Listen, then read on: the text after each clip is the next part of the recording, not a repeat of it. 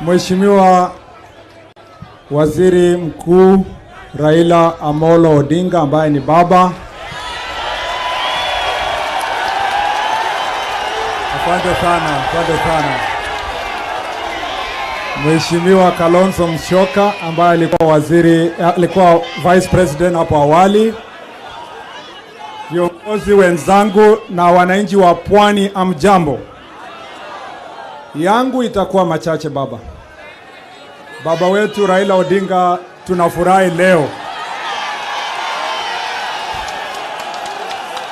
Sisi tumefurahi leo kwa sababu ya kwanza, leo kwa Pwani itakumbukwa kwa historia ya Kenya kwamba katika safari ya BBI tumeweza kuzika ile uhasama ya kusema us versus them, and Kenya will work together with us in this republic.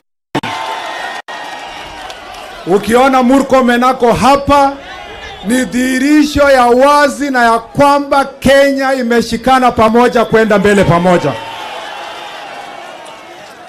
Baba, kuna wengine wamesema hapa ati kuna conditions kusema lazima ufanye hii.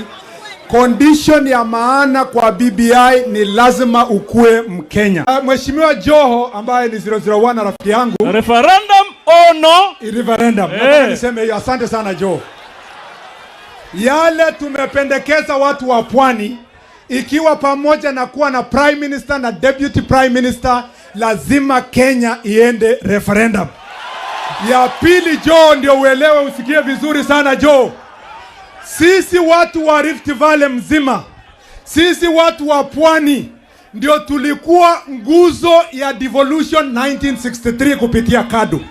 Sisi ndio tulikuwa nguzo ya parliamentary system.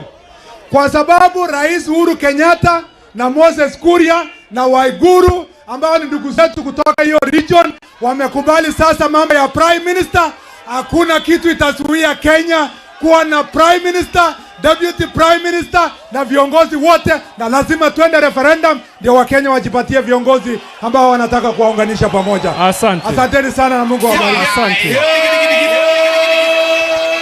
Mimi nataka niwaambie namna hii. Mkimwona Raila Amolo